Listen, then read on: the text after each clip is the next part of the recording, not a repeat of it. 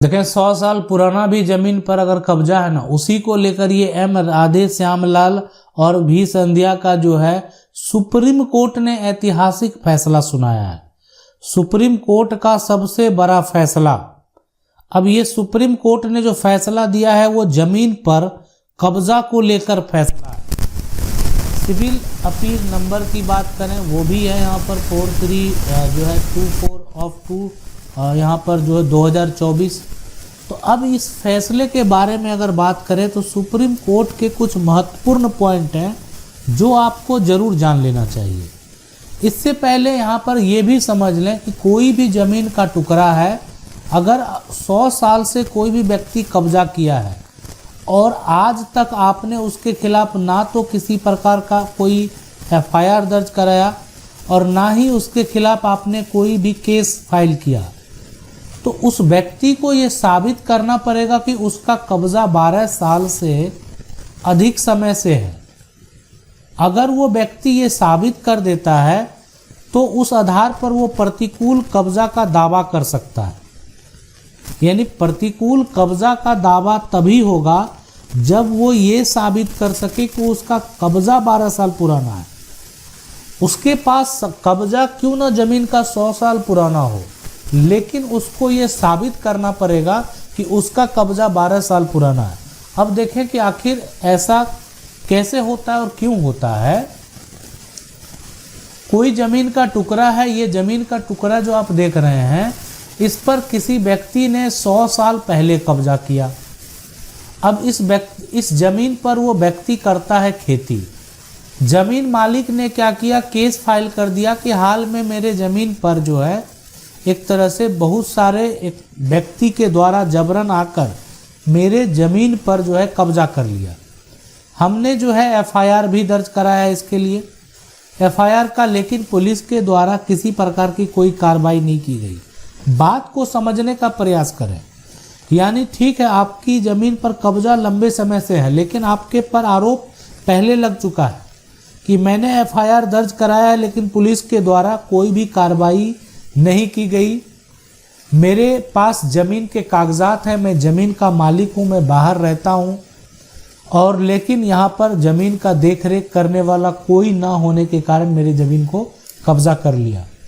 अब कब्जा करने वाला परेशान, उसको समझ में नहीं आया कि ये उसके साथ क्या हो गया। अब तो उसको खुद साबित करना पड़ेगा कि वो ज़मीन का कब्जा 100 साल से रखे हुए है या हाल में जाकर कब्जा कर लिया।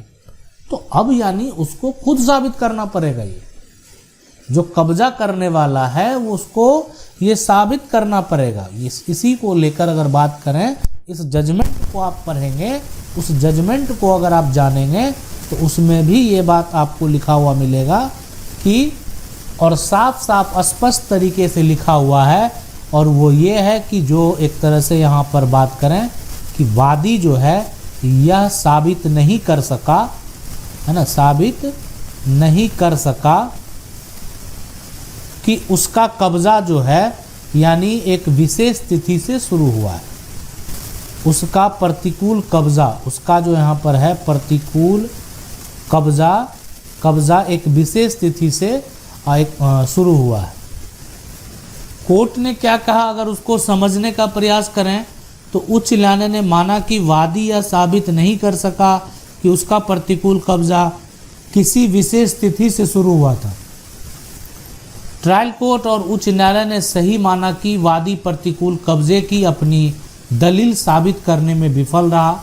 वास्तव में जैसा कि पहले कहा गया है कि षड्यंत्र में प्रतिकूल कब्जे की दलील के लिए कोई आधार नहीं था। मतलब यहाँ पर आप देख सकते हैं कि जो कब्जा करने वाला उसी पर आरोप लग रहा है कि वादी जो है वो एक तरह से घोषणा के लिए जो दायर मुकदमा है उसको अब यहाँ पर खारिज कर दिया जाएगा। कि वादी एक तरह से अगर बात करें, जो दलील लेकर गया है कि मेरा कब्जा आज से नहीं है, 100 साल से मेरा कब्जा है, तो लंबे समय से उसका कब्जा है, ये बात का वो दावा कर रहा है, लेकिन वो कब से उसका कब्जा है इस बात को साबित नहीं कर पाया। इसलिए नहीं कर पाया कि इस ज़मीन पर खेती होता, ये ज़मीन खाली ज़मीन है। अगर इस ज़मीन पर मकान होता और मकान पर का बिजली का कनेक्शन होता, मकान पर उसका जो एड्रेस है लंबे समय से, पानी का कनेक्शन होता, गैस का कनेक्शन होता, राशन कार्ड होता, सब उसी एड्रेस पर होता। कब बना, कैसे बना, कब से उस एड्रेस पर वो रह रहा है, ये मकान में अगर वो रहता तो आसानी से साबित कर लेता।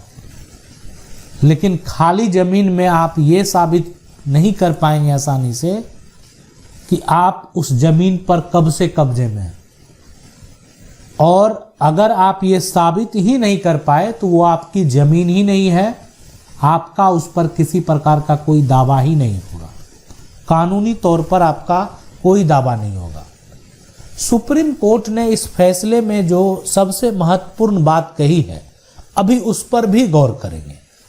देखिए, सुप्रीम कोर्ट ने इस फैसले में साफ साफ कहा है कि अगर जो कोई भी व्यक्ति 100 साल से भी कब्जे में है, तो अगर आपके पास क्षमता है तो आप उस जमीन पर बलपूर्वक जो है कब्जा कर सकते हैं। अगर वो जमीन आपकी है, वो खेती वाली जमीन है, बलपूर्वक जो है आप कब्जा कर सकते हैं।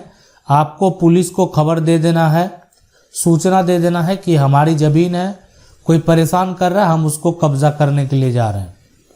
जमीन आप बलपूर्वक वापस प्राप्त कर सकते हैं, वापस जो है प्राप्त यहाँ पर जो है कर सकते हैं। लेकिन ये तभी आप करें जब आपको लगे कि हम जमीन को आसानी से वापस प्राप्त कर लेंगे। ऐसा नहीं कि विवाद बढ़े और कहीं ना कहीं उल्टा आपके ऊपर जो क्रिमिनल केस दर्ज हो जाए। यानी आप किसी के साथ मारपीट करेंगे, अगर उससे उसको क्षति पहुंचता है तो फिर आपके ऊपर कार्रवाई भी जरूर होगी। तो इसलिए अगर आपको लगता है कि नहीं ठीक है, आप बलपूर्वक कब्जा जो है नहीं कर पाएंगे, नहीं कर सकते हैं, तो फिर आपको इसके लिए कानून का सहारा लेना चाहिए। इसलिए कि आपकी संपत्ति है, आपकी संपत्ति की रक्षा आप स्वयं करेंगे। मान लेते हैं घर का सामान हो, आपके पॉकेट का पैसा हो, या आपका कोई अन्य आप कह सकते हैं साधन हो, या आपकी प्रॉपर्टी हो, उसकी रक्षा आपको खुद करना है।